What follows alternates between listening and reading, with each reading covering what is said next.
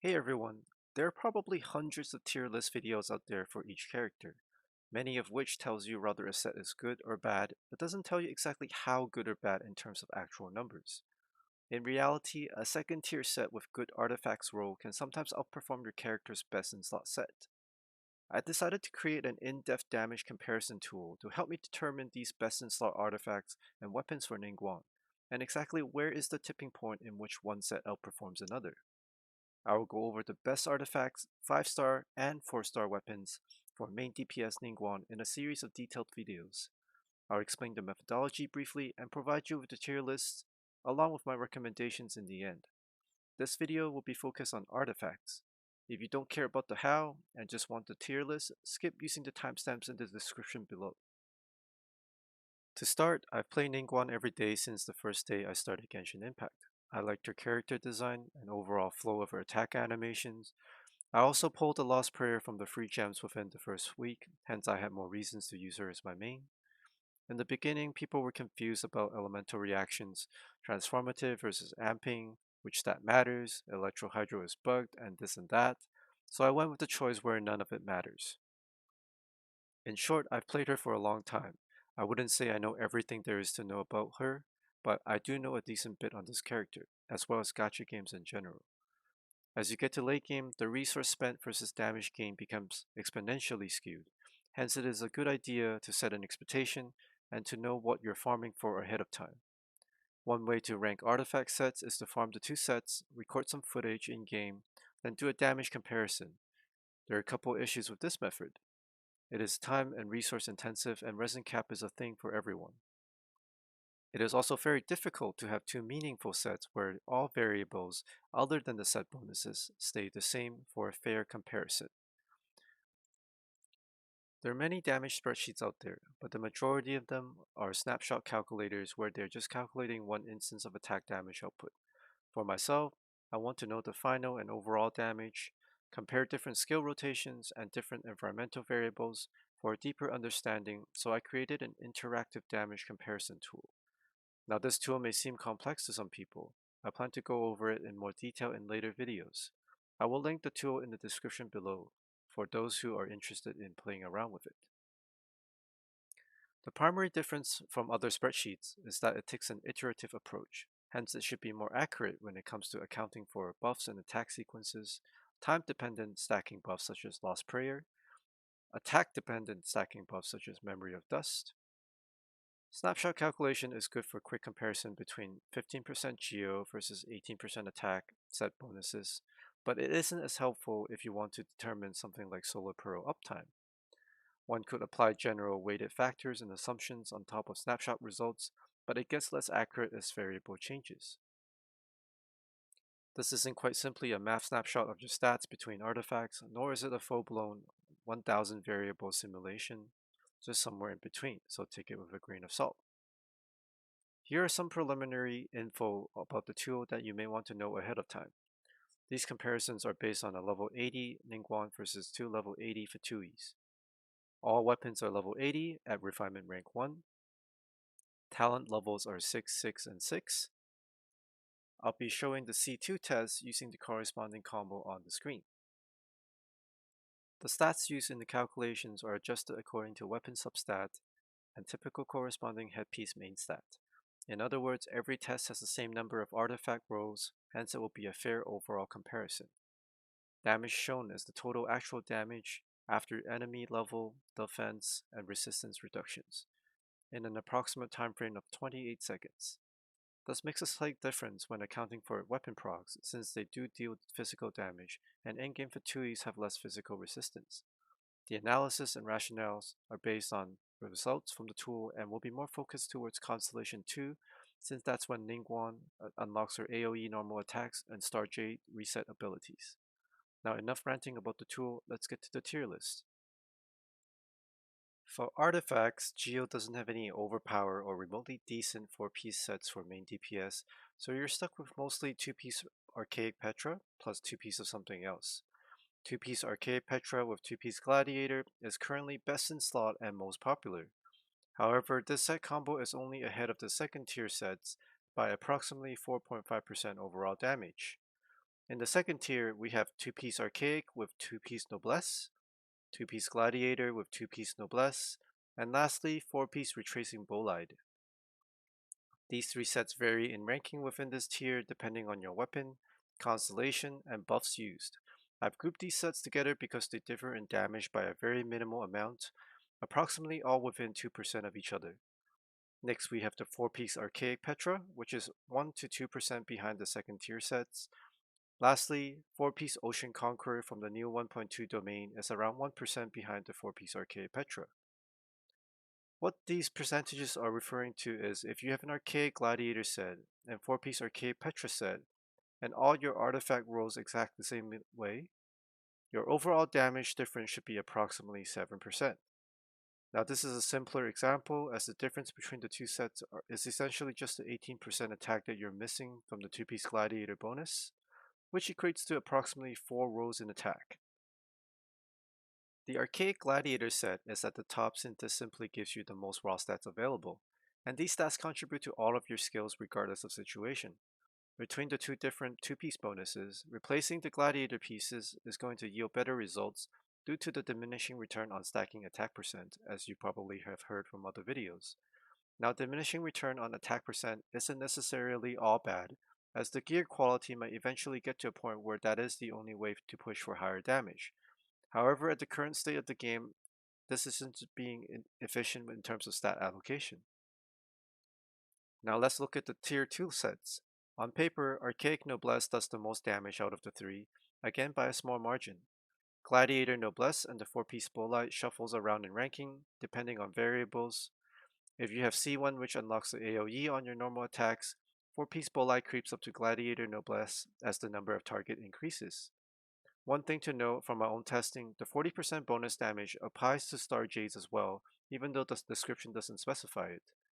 Personally, if I didn't have a decent Archaic Gladiator set myself, I will probably run the 4-piece Bolide due to several reasons. In terms of damage potential and gameplay, it is only marginally worse than Archaic Noblesse when attacking a single target. It also matches Gladiator Noblesse when attacking 3 targets, which is majority of Abyss. It outperforms Gladiator Noblesse when attacking 4 target plus, however that is a little bit harder to sustain. While the Archaic Noblesse set has more damage on paper, people have to be aware of two main issues. Issue number 1, the range targeting system currently needs some work. From my own experience, in general, Star Shatter prioritizes your closest target as opposed to the one you're facing. If there aren't any targets nearby, it just flies outward off screen. This isn't a problem if you're facing the entire room and you can properly position yourself to gauge who you're going to hit. It gets annoying when there is one mob sneaking up behind you from off the screen, or if you have moved just a bit too far out of range. I can't count how many times Ningguang decides to turn the camera 180 just to hit something else. This brings us to the second issue. There is a high potential for overkill. Star Shatter works like this. Its initial rocks will seek out a single target near Ningguang at the moment of casting. Then the additional rocks from the Jade screen will seek out another target near the pillar. Think of it as 2 separate casts with individual targeting. In general, all of these hits will target the same mob because the combo is that you cast Star Shatter immediately after passing through Jade Screen, so both you and the Jade Screen pillar will be in close proximity to the target. This is great single target damage if everything hits one target, and it either barely survives or dies on the last Jade hit. However, if the target survives the initial Jades with 1 HP, then the remaining hits from the Jade Screen pillar is essentially all over damage. The key thing I noticed is that subsequent rocks in each cast will not continuously seek out the next nearby target if your first rock kills the initial target. This isn't much of an issue when you're lower level and under geared, and you simply aren't one-shotting anything with Star Shatter yet. This becomes more noticeable once you're level 80 plus with a decent set of optimal gear. This is a similar problem to Chi-Chi's overhealing, despite her being one of the best healers currently. Star Shatter is great and it does a lot of damage. However, depending on your gear level, you might end up doing some overkill damage on an already dead target. In practice, a single messed up Star Shatter can drastically affect your overall damage, whereas there is less chance for overkill damage with the 4-piece Bolide, as you can just stop attacking immediately once your target is dead and move on to the next one. Also, if you've ever decided to get C6, The large boost in damage is coming from the 7-star Jades that you get for free anyways, and not the Star Shatter itself. Another reason that makes the retracing bow light good is in terms of resource efficiency and team building in general. You don't have to farm another domain to get noblesse pieces unless you have other reasons to do so. It is more readily farmable than gladiator pieces by quite a bit. You're also getting archaic pieces for if you ever want to transition to a support role, or if you ever get lucky with 2-piece gladiator drops, then you get your best in slot set. You have the option of freeing up gladiator pieces for other characters to use. And lastly, you can just throw the 4-piece Bolai set on any future character that mainly auto attacks and just run it with a shielding character. All of those reasons is why I prefer the 4-piece Bolai within the tier 2 sets. Only downside is you need to keep up a shield, which is dependent on your own playstyle and skill level. Personally, I recommend getting used to picking up crystals, as that seems to be how MiHoYo wants you to play Geo. You don't always have to prioritize it unless you're about to drop the big hits, but if you're going to dash to avoid something, you can try to dash in the direction of a crystal for an added bonus instead. The shield mitigation doesn't scale too well currently, but it does add up in a long fight and it's better than nothing, especially since Ningguang is kind of squishy. At level 80, the shield provides 1277 HP at base, which nets you around 1700 with the 35% 2-piece bonus from retracing Bolide. This shield will be more beneficial for Ningguang as opposed to a Zhongli due to their max HP variance. My level 90 Ningguang has about 15k HP, so the shield essentially gives me 11% more HP, whereas the same shield for Zhongli will only be approximately 3 to 5% more HP. The shield mechanic is more noticeable when you use it to tank the same elements and get the extra absorption. Long story short, think of it as picking up the pepper from Gooba. With the recent 1.2 patch, the 4-piece Ocean Conqueror has a similar effect and can be a potential alternative. You should be able to easily keep up the effect 100% of the time, as it just requires you to cast Jade Screen at least once every 15 seconds. Depending on personal skill level with keeping up shields, it might end up doing more damage overall than the 4-piece Bolide. On screen, you can see a damage comparison between these two sets, and they differ by approximately 2 to 2.5% across all weapons. One set that I didn't mention was the Wanderer's Troop. The 80 Elemental Mastery from its 2-piece set bonus provides very minimal benefit to Ningguang since Geo doesn't have any offensive elemental reaction. You get anywhere between 25 to 40% extra crystallized health depending on your existing Elemental Mastery, which isn't high enough for it to be a stat priority. Therefore, 2-piece Archaic with 2-piece Wanderer's Troop isn't something I would recommend. Overall, the 4-piece Bolide set is just a better set when compared to the 4-piece Wanderer's Troop.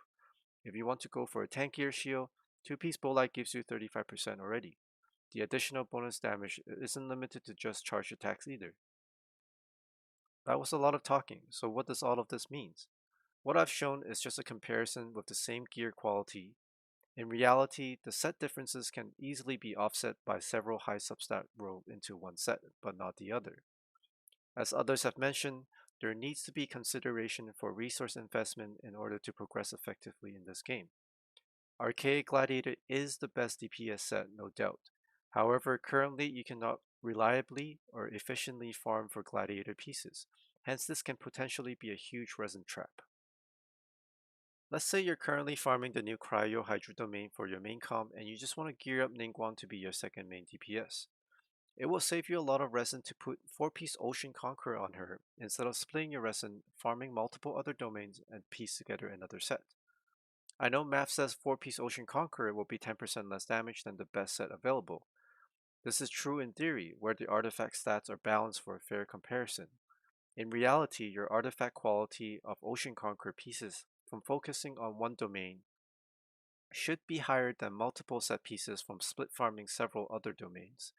Statistically speaking, there is always a chance the moment you decide to farm for a Geo Goblet for Ningguang, you get one on the first try, along with 4 attack substats on it, then get the highest roll possible, flex online, and never have to farm the Geo domain again. This chance is just astronomically low. If you're free to play and want to clear the current endgame content, which is Abyss, you have to be mindful of your limited resources. There is no point in pouring every last bit of your resource into one character, as that will just slow you down on building the second team. You need to find a balance between the two first to clear the content, and then slowly grind along the exponential scale of artifact farming. I hope you find this Ningguang artifact tier list to be informative and it helps you make better judgments when selecting artifact sets. Please do play around with the Ningguang calculator in the link below and give me any feedback in the comments below. I would like to continuously improve this for better accuracy in the future.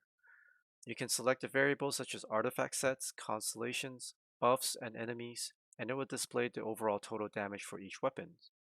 The skill sequences can also be changed, but I wouldn't recommend doing so unless you have a decent knowledge of Google Sheets. By default, I've set up C0, C2, and C6 sequences. Any feedback on this video is welcome as well. I'll be going over the weapons for the next video. Cheers!